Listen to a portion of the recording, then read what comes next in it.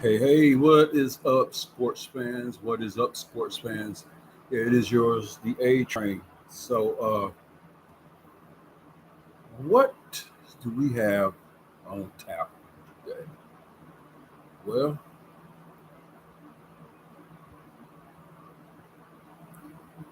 y'all have to excuse me as I'm still working on the ring light, which I do have a ring light. I hope you can see me a whole lot better than what you have been seeing me.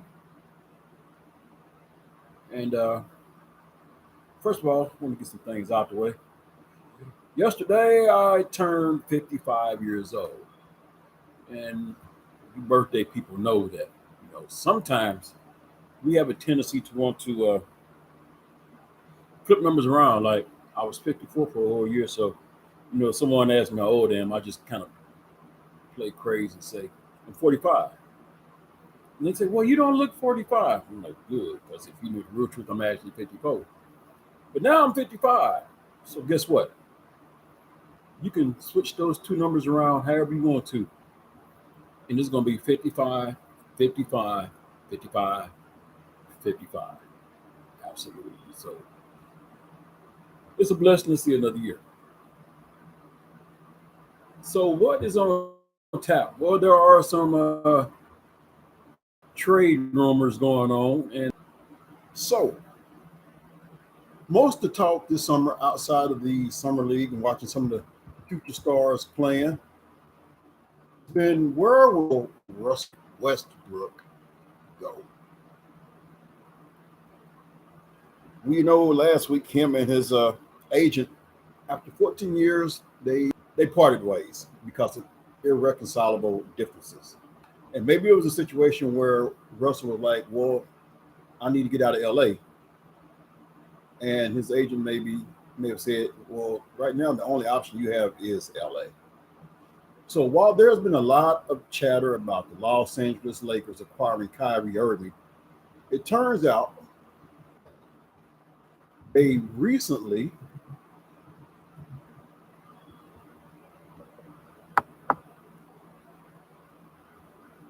had conversation with the Indiana Pacers about a potential trade. So we're going to get into this trade talk.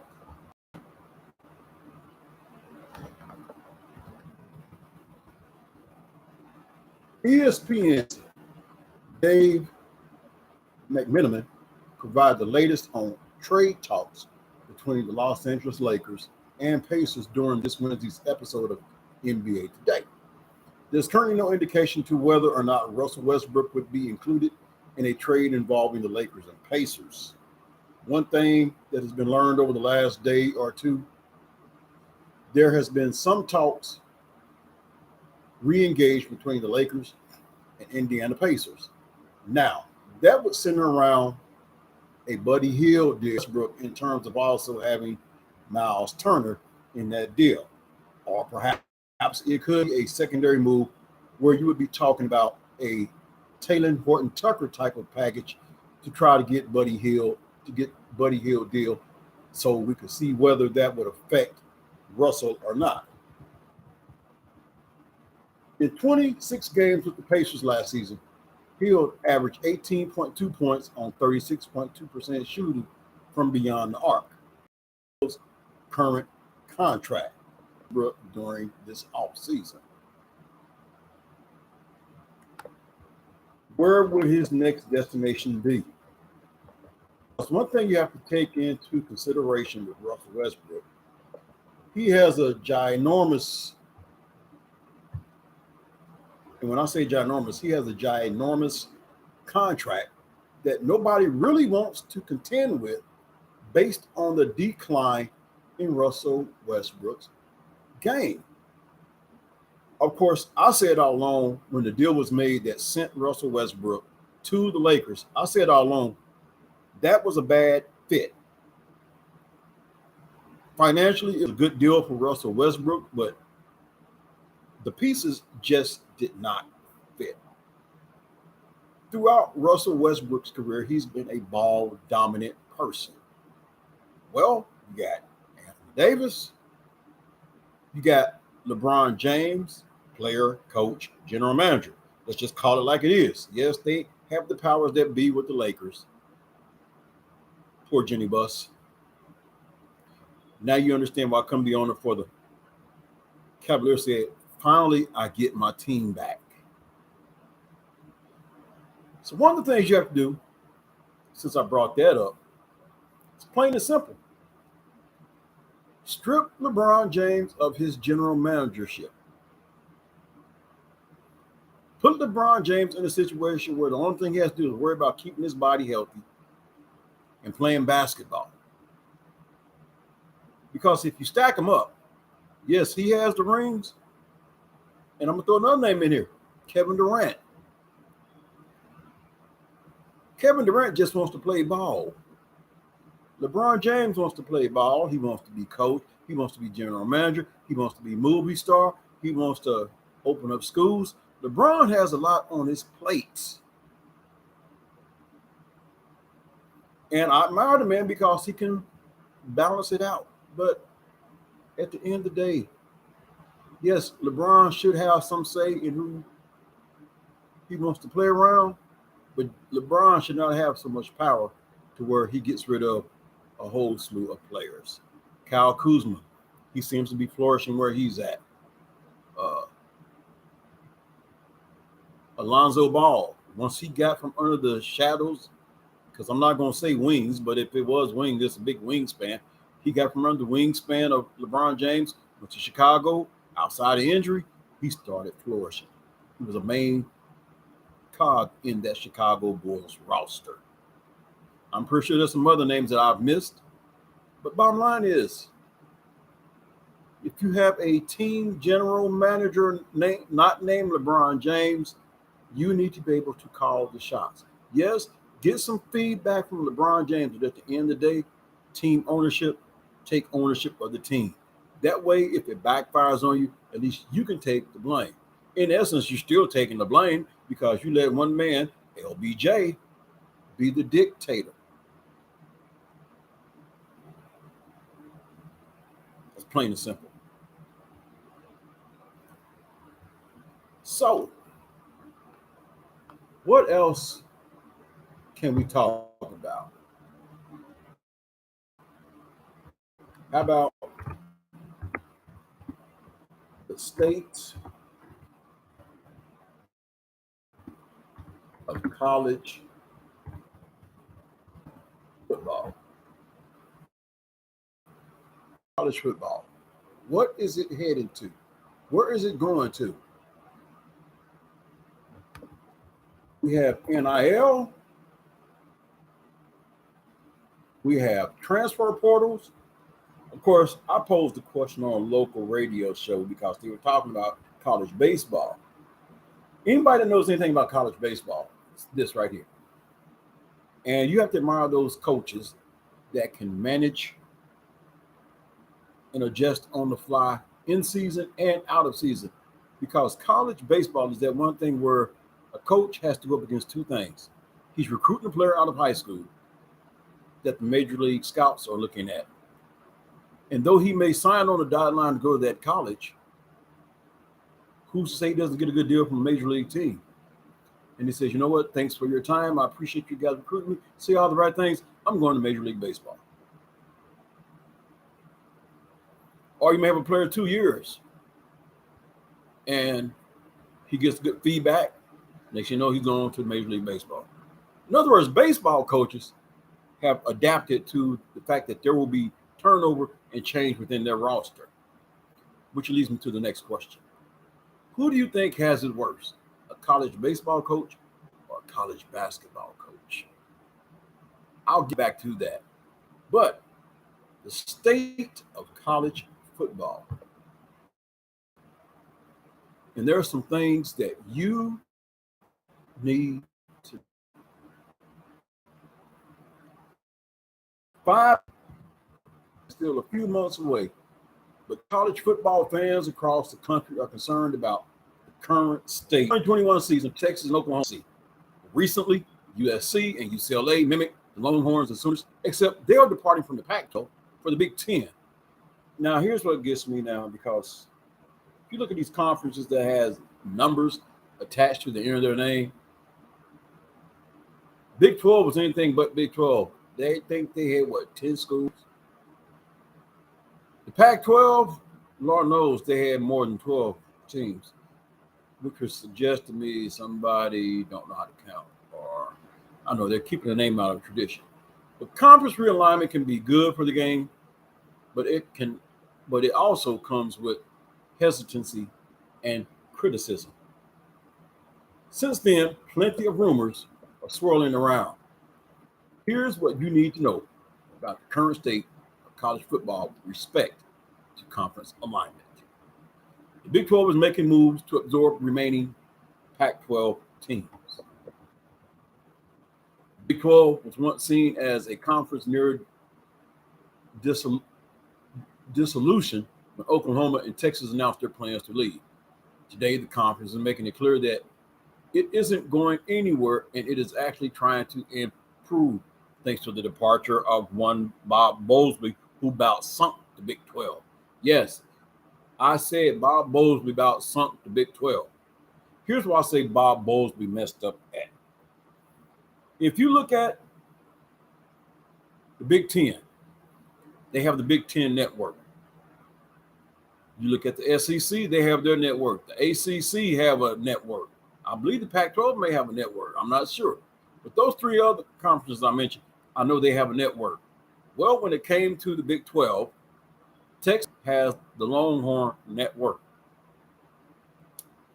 That in itself is what stifled the Big 12.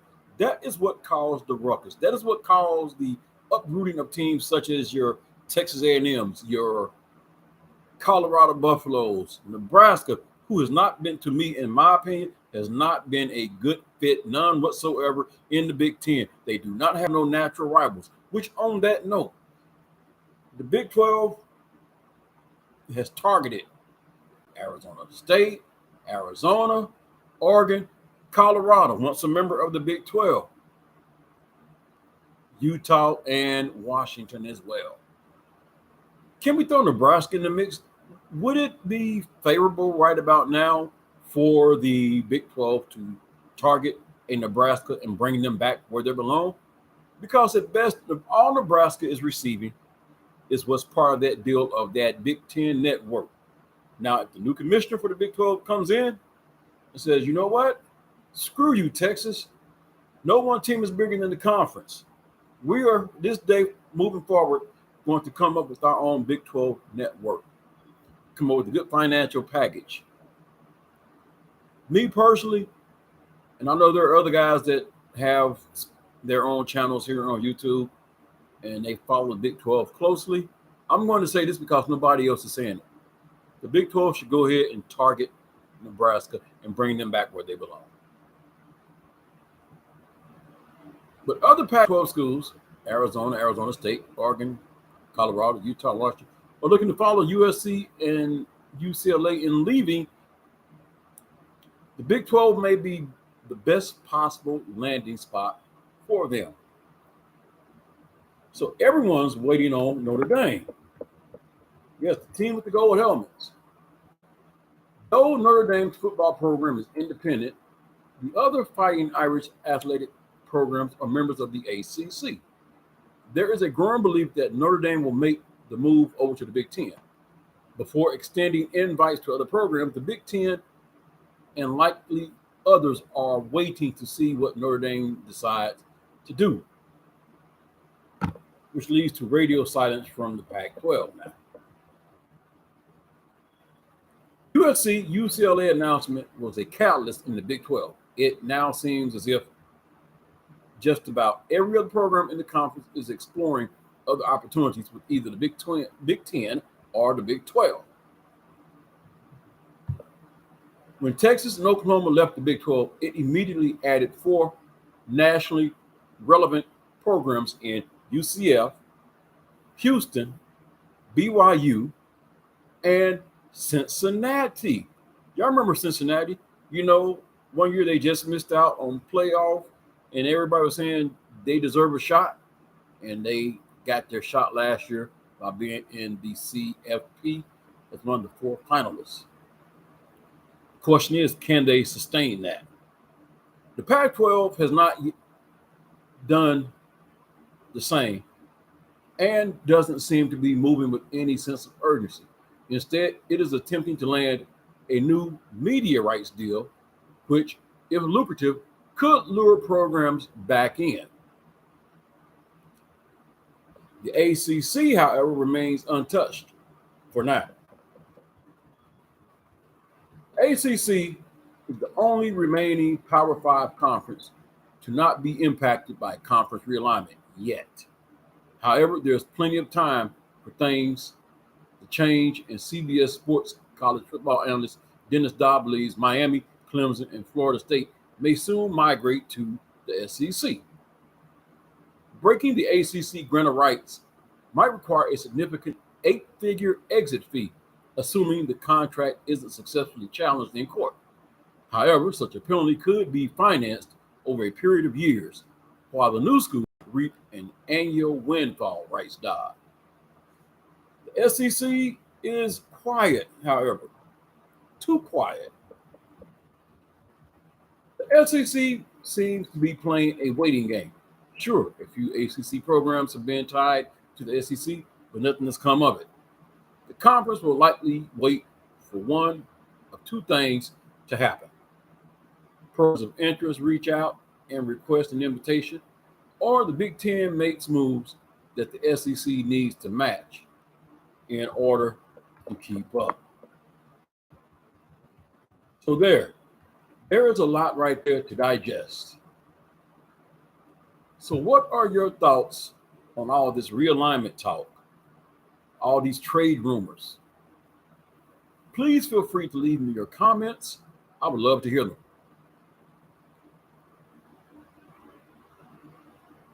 Whether it be on trade rumors, whether it be on NCAA realignment, how do you think this will affect even college basketball in the long run? Because I know for a fact there are some schools, as we speak, have a basketball program and no football program. How will that affect them? So a lot remains to be seen. Yet while we're trying to find answers, we have to wait and see to get the right answer. Anyway, talking sports with the A-Train. I want you to also check out my podcast, A-Train Sports Talk Podcast, on many podcast platforms. Be glad to hear your feedback. I have poll questions on my podcast, especially if you're on Spotify, which, let me give you this disclaimer. I am on the Anchor podcast platform, which is powered by Spotify. So that's how you get to answer the poll questions that I will pose to you. But this has been another edition of Talking Sports with the A-Train. Yours truly, Anthony Smith. Do me a favor, like the video. As I've heard others say, it just helps with the algorithms. That's a long word. That's a big word in my vocabulary here in Wichita, Kansas. But yes, leave me your comments.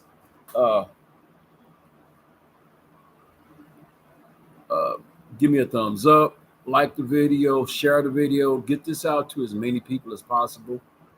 I would love your feedback. But until the next time, take care of yourself and each other. God bless.